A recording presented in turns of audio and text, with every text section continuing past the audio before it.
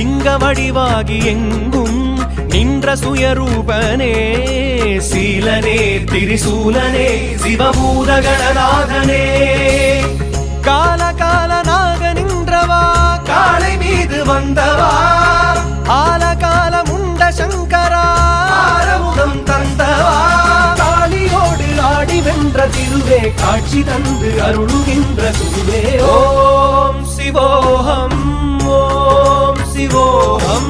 சித்தம் சிவமாக வேண்டும்.